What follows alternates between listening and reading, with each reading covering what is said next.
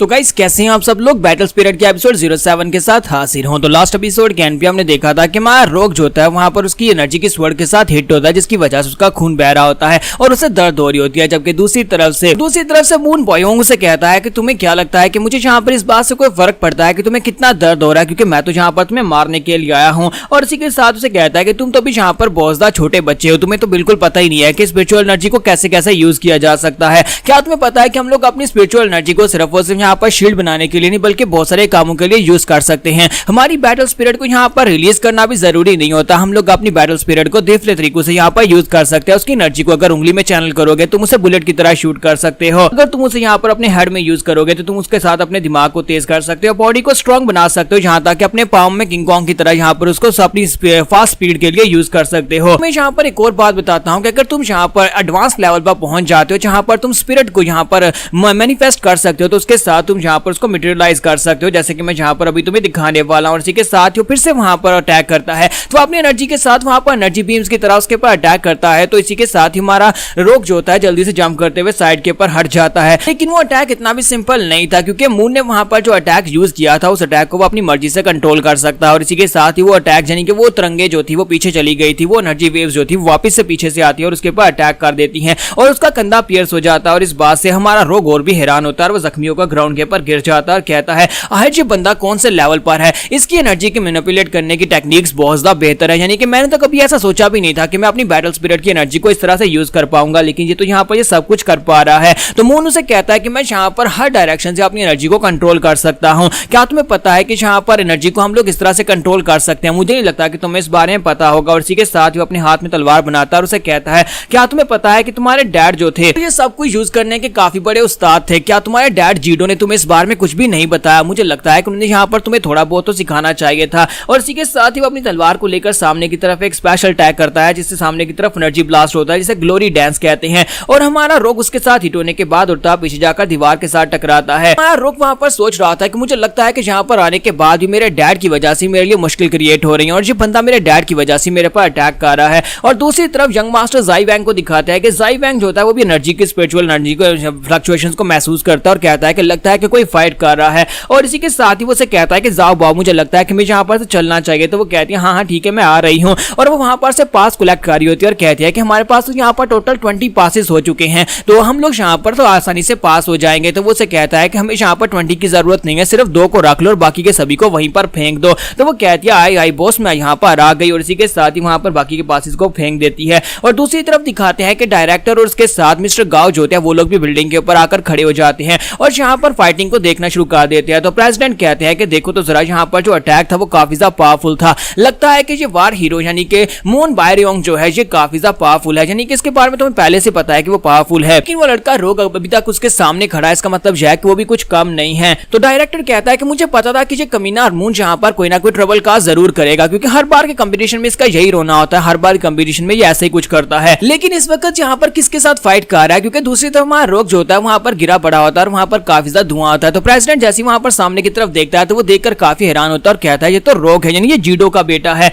तो मिस्टर गाओ कहता है कि मैं अभी वहां पर जाता हूं और जाकर इसको रोकता हूं ताकि वो यहाँ पर रोग को नुकसान ना पहुंचाए। लेकिन इसी के साथ ही डायरेक्टर यानी प्रेसिडेंट उसे वहीं पर रोक देता है और कहता है कि नहीं, मुझे यहाँ पर देखना है कि क्या होने वाला है। मैं जीडो के बेटे को फाइट करता हुआ देखना चाहता हूँ। क्या है जीडो के बेटे में क्या स्पेशल है? क्योंकि उसका बाप बहुत ज्यादा स्पेशल था, तो उसके बेटे के अंदर भी तो कुछ ना कुछ होना चाहिए। का सीन दिखाता है कि मून बॉयोंग जो होता है हमारे रोग से कहता है कि प्लीज माफ करना कि मैं यहाँ पर थोड़ा सा इमोशनल हो गया था और तुम्हारे पर कुछ ज्यादा पावरफुल अटैक कर दिया। अभी तो मुझे यहाँ पर तुम्हें बहुत ही बुरी तरह से टॉर्चर करना है। क्या तुम्हें पता है कि तुम्हारे फादर का नाम लेते यहाँ पर मैं बिल्कुल भी इमोशन को कंट्रोल नहीं कर पाता। तुम्हारा फादर का नाम लेती मुझे काफी ज्यादा गुस्सा आ जाता है। लेकिन ये बात तो वाकई में बहुत ज्यादा बुरी है कि तुम्हारे बाप ने यहाँ पर तुम्हें कुछ भी नहीं सिखाया। तुम्हारे बाप को यहाँ पर तुम्हें कम से कम कुछ तो सिखाना चाहिए था। तो हमारा रोग ग्राउंड के ऊपर गिरा पड़ा होता है, फिर साथ ही वहां पर सोच रहा था कि मैंने जो कुछ भी किया वो सब कुछ बेकार रहा। मैंने यहाँ पर आने के बाद टेस्ट को पास करने के लिए एक लड़के से फाइट किया, यहाँ पर पास हासिल कर लिया, लेकिन एंड के ऊपर सब कुछ बेकार है। तो मून उसे कहता है क्या तुम्हें समझ आ रही है? मुझे लगता है कि तुम्हें यहाँ पर समझ आ चुकी है कि तुम यहाँ पर इस दुनिया के लिए बिल्कुल परफेक्ट नहीं हो।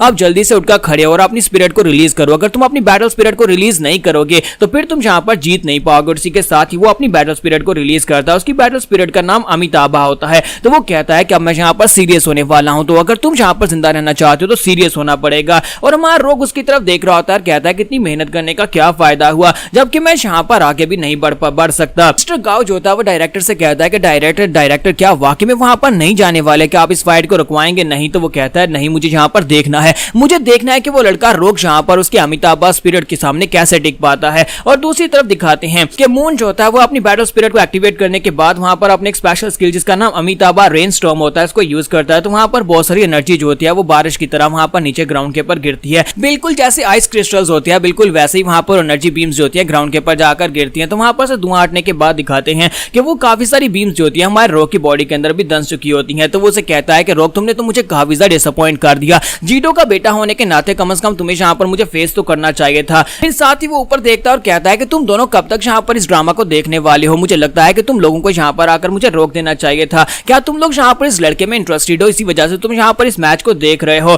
तो इसी के साथ ही डायरेक्टर से कहता है कि मून बियोंग, तुम्हें नहीं लगता कि तुम्हें यहाँ पर डीन की स्कोल्डिंग से बचने के लिए ये सब कुछ नहीं करना चाहिए? अगर तुमने यहाँ पर इस लड़के को और बुरी तरह जख्मी कर दिया तो यहाँ पर डीन तुम्हें बिल्कुल भी नहीं छोड़ेंगे, वो तुम्हें सजा देंगे। तो वो कहता है कि मुझे इस बात से बिल्कुल भी फर्क नहीं पड़ता, मैं तो बस यहाँ पर डीन की मदद कर रहा हूँ ताकि कोई कचरा हमारे स्कूल के अंदर ना आ जाए। तुम्हें अच्छी तरह से पता है कि हमारे कॉलेज की एक रेप्यूटेशन है, हम लोग यहाँ पर किसी भी बेकार बंदे को नहीं ले सकते। तुम लोग यहाँ पर मेरे साथ इस तरह से बात नहीं कर सकते, जबकि मैं खुद यहाँ पर इसी लॉ की कॉलेज का एक स्टूडेंट रह चुका हूँ और यहाँ पर एक सीनियर स्टूडेंट हूँ, यहाँ पर जूनियर्स के साथ मैं यहाँ पर इस तरह का बिहेव कर सकता हूँ। यही समझ लो कि मैं यहाँ पर इसकी रैगिंग कर रहा हूँ। तब कि हमारा रोग वहाँ पर ग्राउंड के ऊपर गिरा पड़ा होता है, अंदर ही अंदर वहाँ पर सोच रहा होता है कि मैं इस जगह के ऊपर यहाँ पर हार कैसे मान सकता हूँ, मैं यहाँ पर गिर नहीं सकता, मुझे आगे बढ़ना है, मेरा रास्ता बहुत ज्यादा लंबा है, मैं यहाँ पर इस जगह के ऊपर बिल्कुल भी नहीं मर सकता। और साथ ही अपनी मॉम के बारे में याद करता और कहता है कि मुझे अपनी मॉम की किस्मत बदलनी है, मेरे डैड की वजह से हमारे ऊपर ट्रेटर का धब्बा लगा था, मुझे उसे हटाना है। के साथ ही वो कहता है कि मैं इनसे नफरत करता हूँ, मैं उन सभी लोगों से नफरत करता हूँ जो मेरे बाप का नाम लेकर मुझे यहाँ पर टॉर्चर करते हैं, मैं उन सभी से नफरत करता हूँ जो लोग यहाँ पर